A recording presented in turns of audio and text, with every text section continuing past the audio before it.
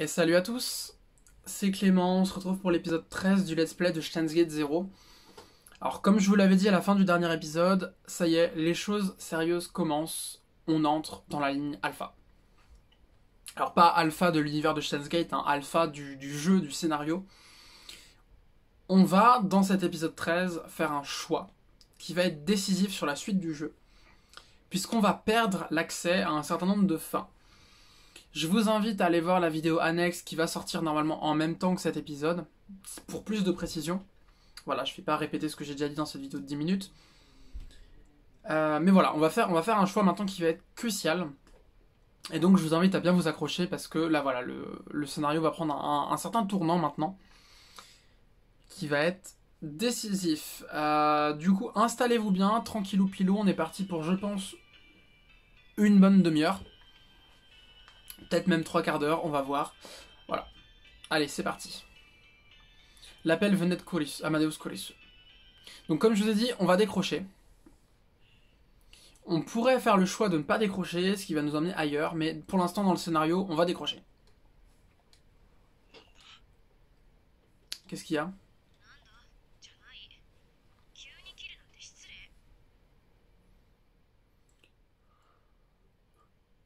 Tu sais exactement ce qu'il y a. C'est difficile de décrocher. Hein. Il y a quelque chose qui va pas? Rien. Mais tu sembles si mal.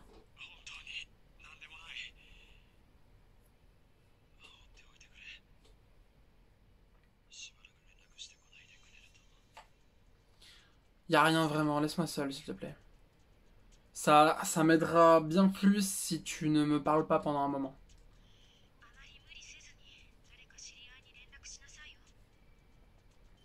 N'en fais pas trop, d'accord? Contacte quelqu'un que tu connais, ok? Salut. Amadeus Kurisu a abandonné plus facilement que ce que je pensais. Peut-être qu'elle a réalisé que comme c'était une intelligence artificielle, il n'y avait pas grand-chose qu'elle pouvait faire. Réaliser. Ça la faisait passer vraiment pour une personne réelle. Et à la seconde même où cette pensée a traversé mon esprit, j'ai vu une image de main ensanglantée. J'ai grincé des dents, j'ai attendu que ça passe.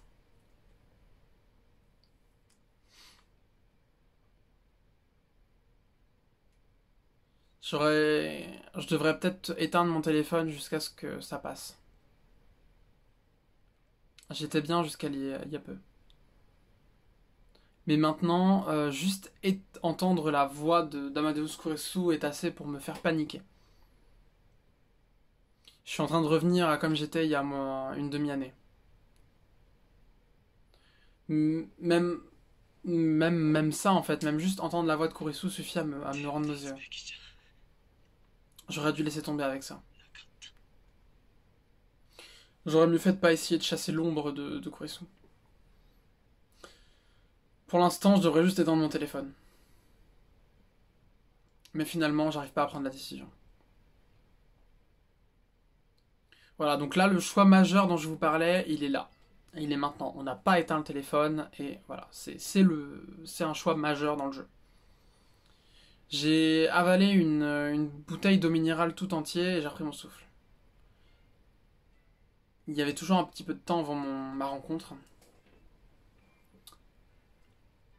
J'ai voulu prendre un petit peu d'air frais pour récupérer.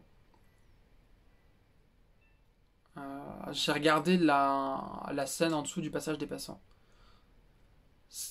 La ville était emplie d'un esprit de Noël et l'atmosphère était chargée d'excitation. Exactement l'opposé de moi. J'ai pris un souffle encore plus profond. Je pouvais sentir toujours comme si j'allais vomir. Et j'avais également un mal de tête maintenant. Si j'allais voir le docteur Liskinen comme ça, je suis sûr qu'il allait s'inquiéter pour moi. Hmm.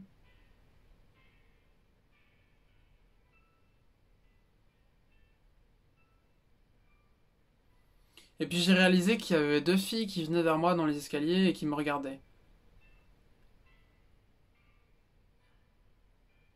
Je me, je me suis caché dans l'ombre de la fin d'après-midi. et j'ai essayé de restituer leur visage. L'une d'entre elles, une fille avec une cheveux courts, m'a salué de la main. Ah, je le savais, c'est Ocarine. Salut. Ah, vous êtes les amis de Mayuri? C'était les amis de Mayuri et de fidèles cosplayeuses. Il me semble que leur nom de cosplay était Kaede et Fubuki. Je connaissais pas leur vrai nom. Qui était Kaede et qui était Fubuki déjà? Est-ce que tout va bien? T'as pas l'air bien. Ça va, je suis bien. Si je les fais s'inquiéter, elles le diront ensuite à Mayuri et ça pourrait me poser des plus gros problèmes. Et je voulais surtout pas qu'elle s'inquiète pour moi là où elle avait pas besoin de s'inquiéter. Je devrais retourner avec Yabara de toute manière.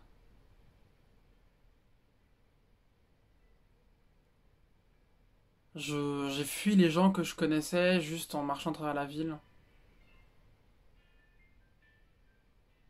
J'aurais dû y aller directement quand j'ai quitté le sanctuaire. T'as toujours l'air d'être une bête apeurée, Karine. Moi? Oui. Fubuki.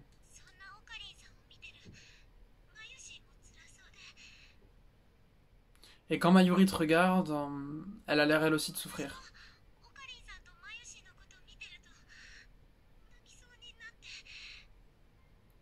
Et quand je la vois qui te regarde, je sens que je vais pleurer. Qu'est-ce que je suis en train de dire?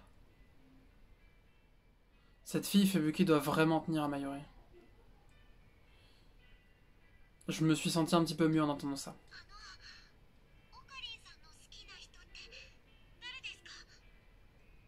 Dis, c'est qui la fille que t'aimes? La fille que j'aime? Une image de Kurisu est apparue au coin de mon œil à nouveau. La sensation de mes mains quand j'ai pris sa vie est revenue. Non, calme-toi. Ocarine? Oh, je suis désolé, c'était peut-être trop indiscret. Ah,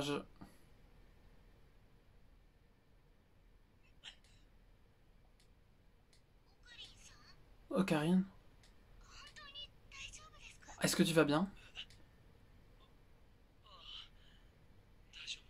Ouais, je vais bien. Kaede Fubuki me regardait, inquiète. J'ai essayé de me débarrasser d'elle aussi vite que j'ai pu. Il est vraiment torturé par ce qui lui est arrivé, hein. On le voit vraiment, il est en souffrance, quoi.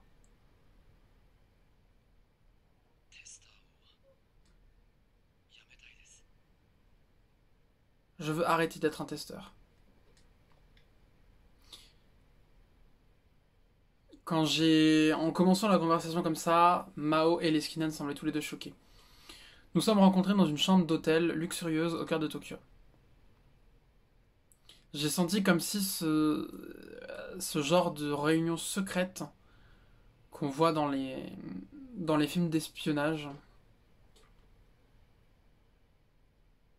ou alors c'était peut-être juste parce que mon ancien moi n'avait pas complètement disparu. Tu peux pas juste, c'est irresponsable. Mao a finalement semblé comprendre ce que je voulais dire et sa colère était évidente. Mao, calme-toi.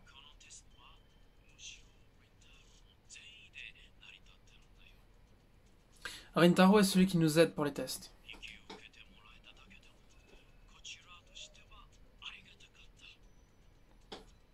Je suis content que tu aies accepté notre offre après tout.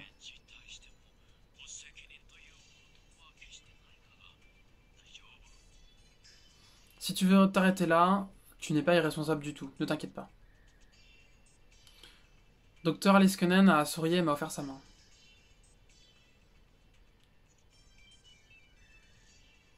Je l'ai pris et je lui ai serré, le choc était de retour, mais j'ai regardé au sol, incapable de le regarder droit dans les yeux. suis désolé.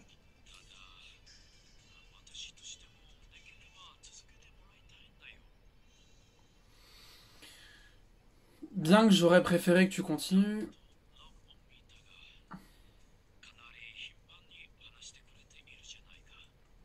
j'ai jeté un œil au log et j'ai vu que tu lui avais plutôt pas mal parlé.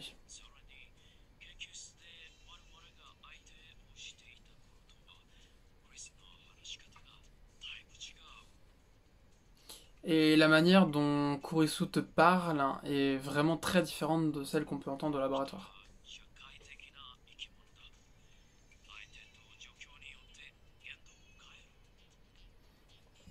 Les humains, par nature, sont des animaux sociaux. Ils changent leurs mots et leurs actions en fonction de la situation et des gens avec qui ils parlent.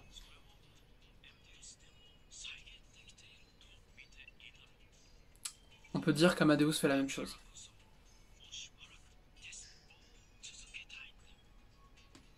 C'est pour cette raison que j'aimerais continuer malgré tout le test un petit peu plus longtemps.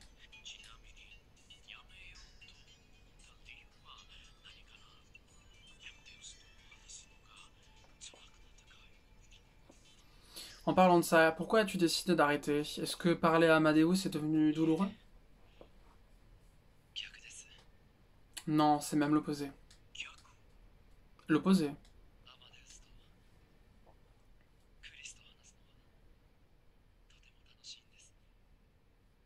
Parler à Amadeus ou Amadeus Kurisu, c'est vraiment fun. Et ça m'effraie. Puis ensuite, j'ai désespérément tenté d'expliquer le genre de choses que j'ai pu ressentir en moi, bien que je comprenais pas forcément moi-même ce que je ressentais. Je leur ai expliqué à quel point c'était effrayant pour moi de voir que j'avais du mal à différencier Kurisu et Amadeus Kurisu.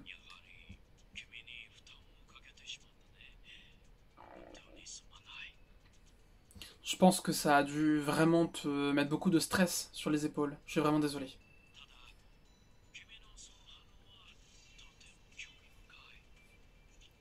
Mais ta réaction est vraiment très intéressante.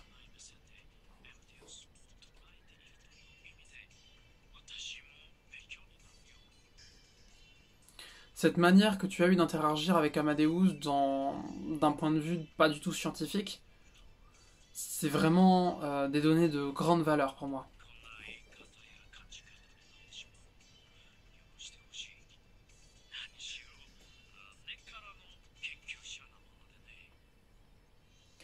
J'espère que tu me pardonneras pour d'avoir dit ça. Je suis un scientifique dans l'âme, tu vois.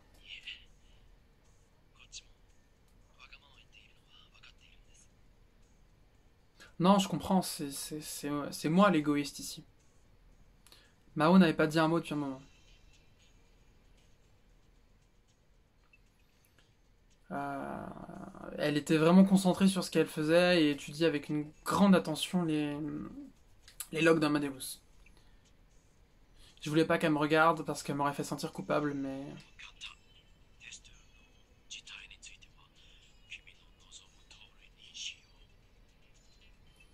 c'est bon, si tu veux arrêter d'être testeur, c'est ce qui va se produire.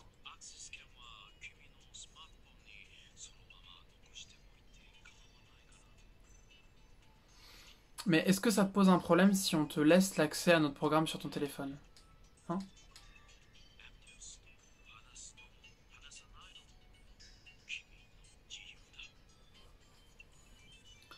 À partir de maintenant, libre à toi de décider si tu veux parler à Amadeus ou non.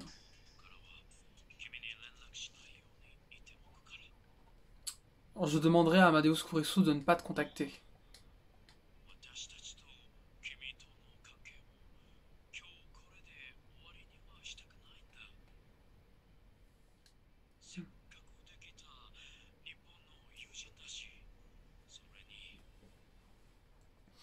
Je veux pas que notre relation s'arrête comme ça aujourd'hui. Tu es le premier ami qu'on s'est fait au Japon et aussi Mao serait triste. Professeur,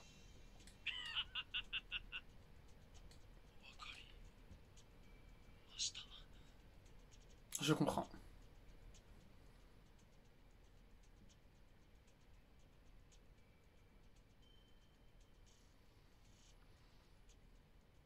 J'ai ressenti...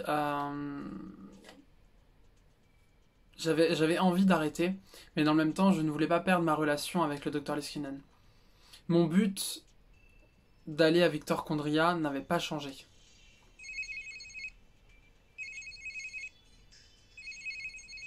Et puis le docteur Liskinen a reçu un appel sur son téléphone.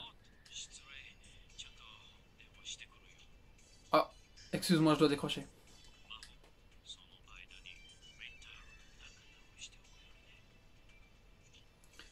On m'a offert un truc avec Rintaro le temps que je sois parti, ok? Docteur Liskinen a quitté la pièce avec un sourire machiavélique. Et j'étais donc seul avec Mao. Ah.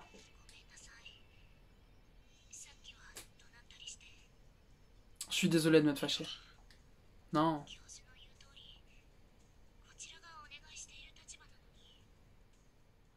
Le professeur a raison, c'est nous qui t'avons demandé une faveur.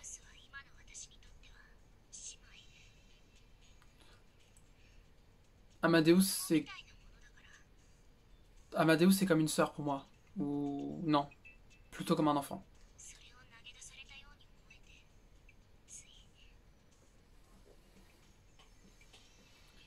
Et j'ai ressenti comme si tu voulais t'en débarrasser, donc... je suis désolé, je peux pas t'aider.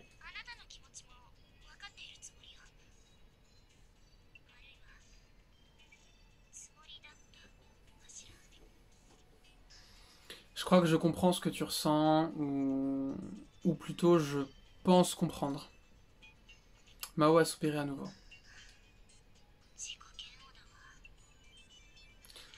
Je suis pas terrible, hein.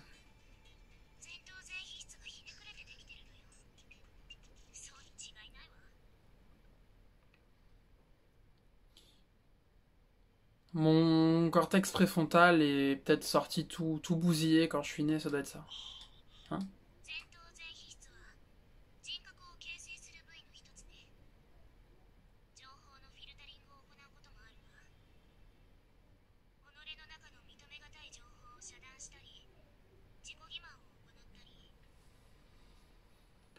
Le cortex préfrontal est une partie du cerveau qui définit ta personnalité. Il retient aussi le filtrage des informations.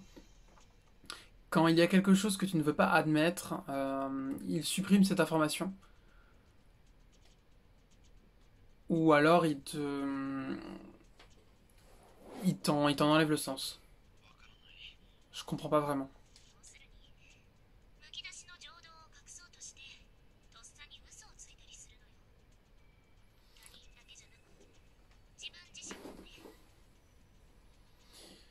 En d'autres mots, il essaye de cacher tes émotions.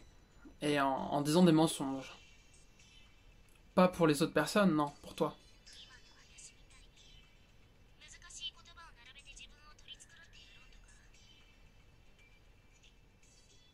Comme là, je suis en train d'essayer de me cacher le fait que je suis dos au mur.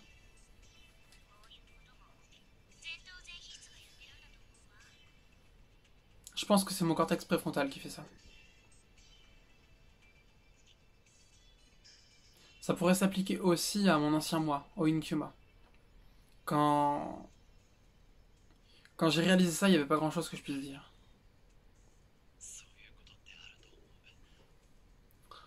Tu sais, je pense que c'est vrai pour tout le monde, hein. C'est probablement pire pour moi.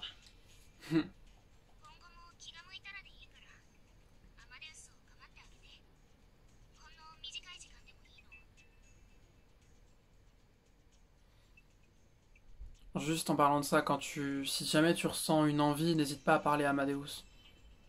Ça n'a pas forcément besoin d'être long, hein. J'y penserai. Merci. Mao s'est laissé tomber sur le sofa.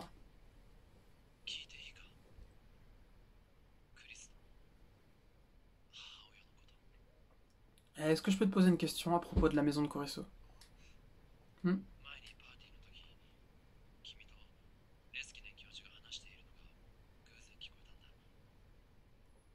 Je vous ai entendu parler, le professeur et toi, de ça à la soirée.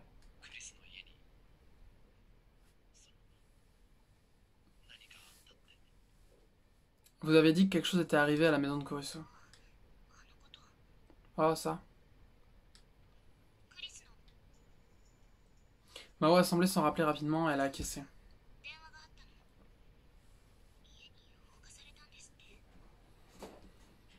On a reçu un appel de la maman de Kurisu. Il semblerait que quelqu'un ait mis le feu à la maison. Quoi? Est-ce qu'elle va bien? Elle a dit qu'elle était partie ce jour-là, donc tout allait bien pour elle. C'est un soulagement. Après tout ce qui s'est passé, je voulais vraiment pas que la mère de Kurisu il lui arrive quelque chose.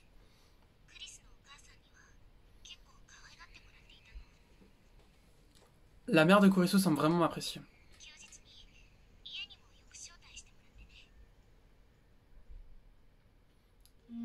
Elle m'a invité à venir la voir sur mes jours de repos.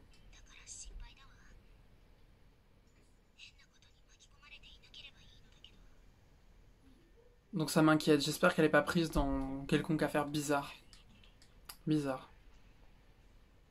J'ai remarqué la manière dont elle avait dit cette phrase. Un frisson a parcouru mon dos. C'est pas juste l'affaire d'un déséquilibré? Eh bien... Mao ne semblait pas sûre si elle pouvait me le dire. Mao. Je l'ai incitée à parler. Elle a acquiescé silencieusement.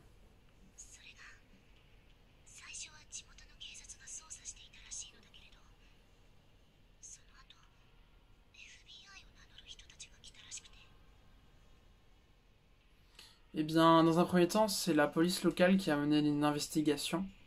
Mais après ça, des gens ont dit que le FBI en personne était venu. Le FBI?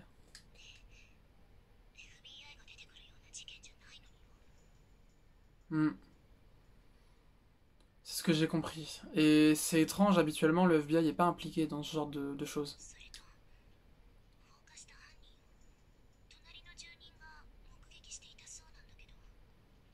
Et supposément, un voisin a vu le pyromane.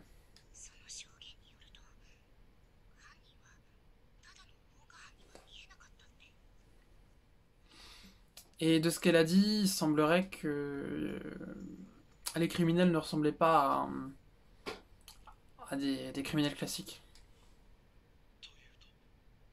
Qu'est-ce que tu veux dire?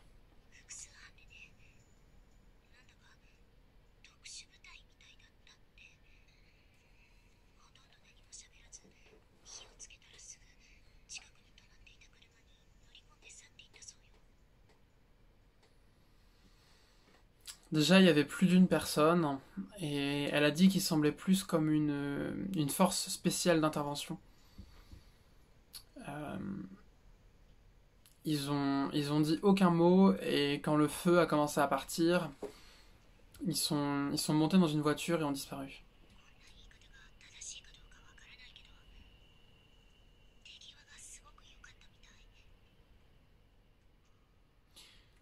Je sais pas si on peut le dire comme ça, mais ils semblaient être vraiment bons pour leur travail.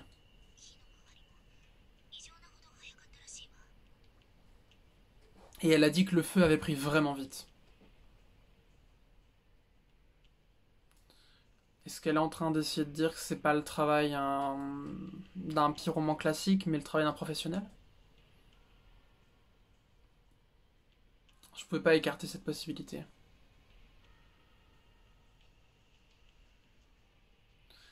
Je tenais pour sûr le fait qu'il existait bien des gens comme ça dans le monde. Et, et,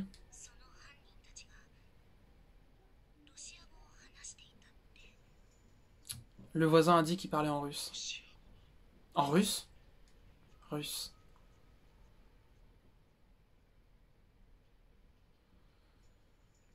La première chose qui m'est venue à l'esprit, que j'aime ou non, était Nagabashi. Il y a 6 mois, il a volé un papier à propos du voyage temporel à Kurisu, sa propre fille.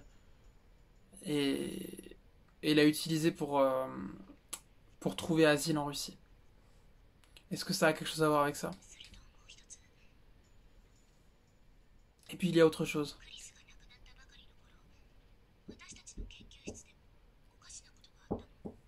Et puis après que Kurisu soit mort, quelque chose d'étrange est arrivé au labo.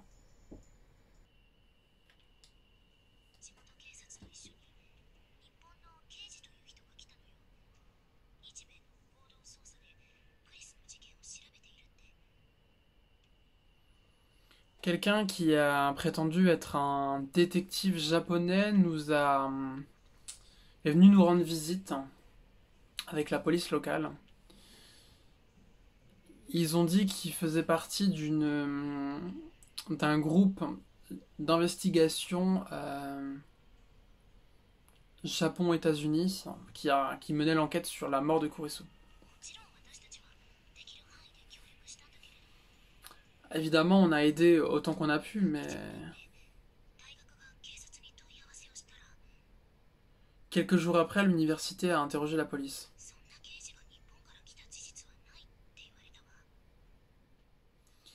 Et ils ont dit qu'aucun détective n'était venu au Japon. Donc le détective japonais était un faux.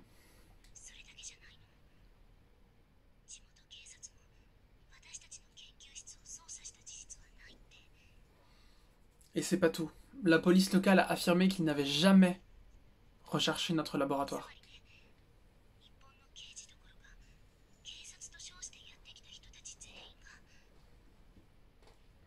En d'autres termes, le détective n'était pas seulement un fake. Tous les gens qui sont venus avec lui et ont prétendu être de la police en étaient aussi. C'était aussi des fakes.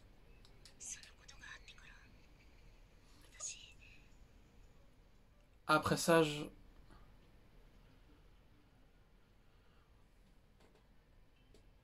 Mao a tremblé a pris a encadré ses épaules avec ses bras.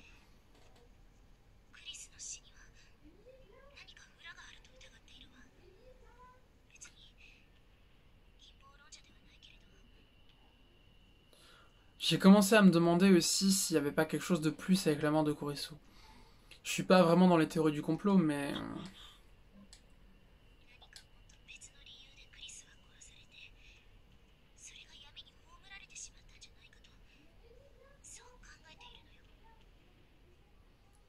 je pense que Kurisu a été tué pour une autre raison, et quelle que soit cette raison, elle a été couverte.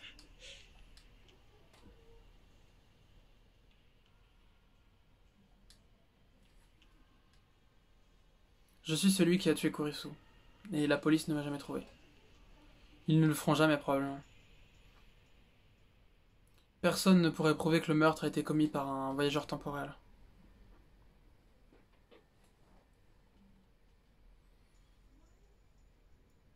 La police a annoncé qu'un voleur étranger a,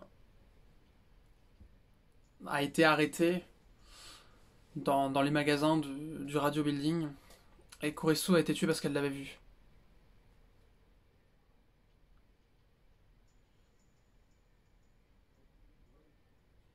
Ah non, du coup, non, pardon, j'ai dit une bêtise. Il n'a pas été arrêté. Ils ont émis l'hypothèse qu'il y avait un voleur qui se baladait dans les magasins et que Kurisu a croisé sa route. Donc supposément, il y a un mandat international pour lui, parce qu'il avait déjà fui le pays.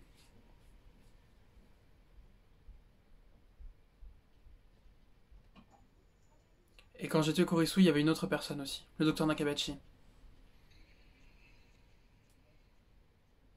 C'était très surprenant que son nom n'ait pas surgi plus tôt. La Russie, le CERN, les machines temporelles.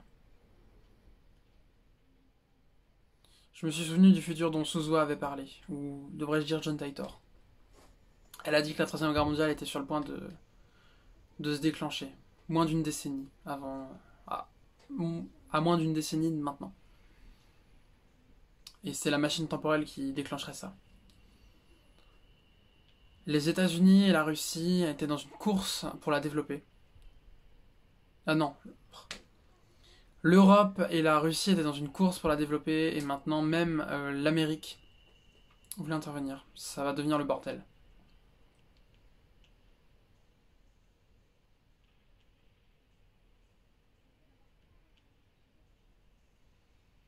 Est-ce que j'étais ou est-ce que nous sommes au, au centre d'une chaîne d'événements qui causera la mort de 5 milliards de personnes.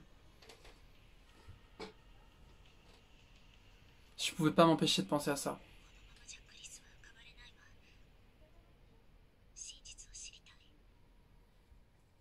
Kurisu ne sera jamais capable de reposer en paix comme ça. Je veux savoir la vérité. La vérité? Je pouvais pas m'empêcher de trembler alors que je regardais le visage de Mao. Tu veux connaître la vérité? C'était dangereux. Si elle essayait de connaître la vérité, il n'y avait aucun doute au fait qu'elle se mettait elle-même en danger. Les Rounders. Ceux qui ont traversé le voile de la nuit. Mon amie d'enfance, Mayuri, qui est morte dans mes bras après avoir été tirée à la tête. Et après ça, le cauchemar de cette boucle sans fin.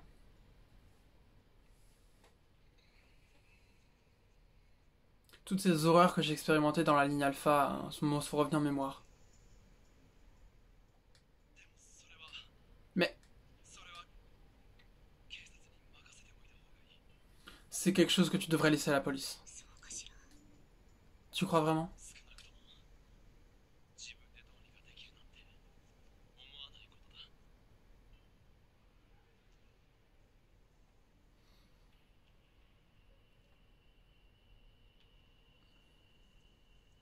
Y a aucun moyen que tu puisses faire quoi que ce soit toi-même.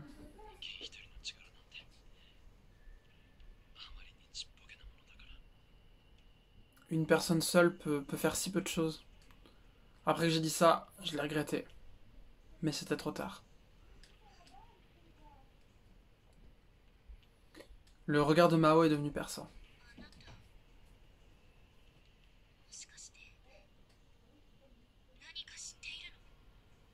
Est-ce que tu sais quelque chose à propos de ce qui s'est passé? Ma panique commence à se voir. J'ai rapidement couvert mon visage de mes mains. C'est impossible, hein.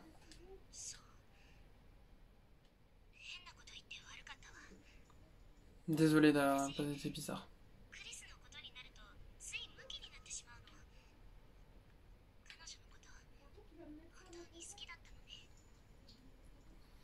Kurisu est impliqué.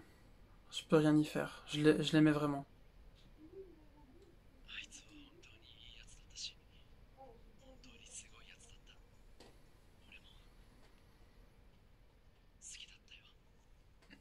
C'était vraiment une fille bien. Elle était incroyable. Et je l'aimais moi aussi.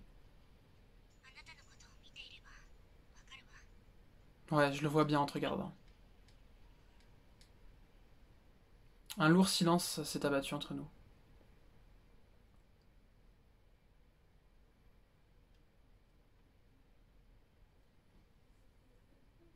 J'ai senti comme si j'avais à dire quelque chose, mais heureusement, le docteur Liskanen est revenu parmi nous.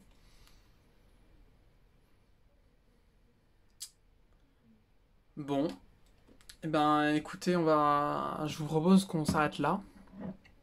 Après tout, ça fait déjà une petite trentaine de minutes qu'on est ensemble.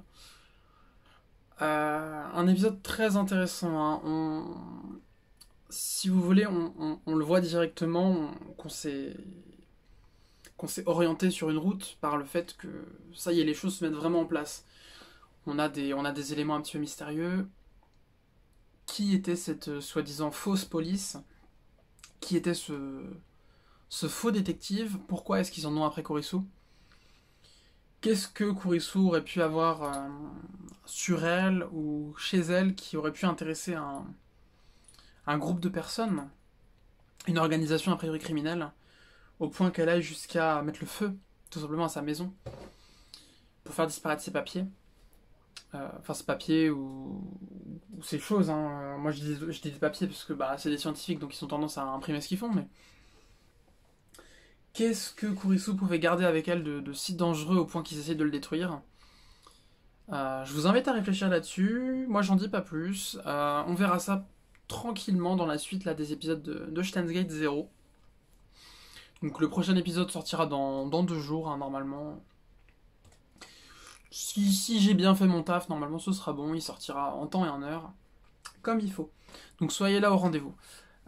Si vous avez aimé cette vidéo, bah, n'hésitez pas à me le faire savoir en commentaire, mettez un j'aime, partagez, activez la cloche, surtout. Et encore une fois, si vous êtes perdu, si vous avez déjà vu cette vidéo et que vous revenez là par hasard parce que vous savez pas où aller, je vous invite fortement à aller voir la vidéo annexe que j'ai fait, qui explique un petit peu comment se déroule ce let's play qui est un petit peu atypique. Tant en termes de logistique qu'en termes de narration, parce que les épisodes sont pas dans l'ordre, ils sont un peu croisés. Bon, enfin voilà, je vous laisserai aller voir cette vidéo là, vous savez où elle est. Écoutez, c'est tout ce que j'avais à vous dire. On se retrouve bientôt pour la suite. C'était Clément, merci de m'avoir écouté. Bonne journée, bonne soirée à vous. Ciao!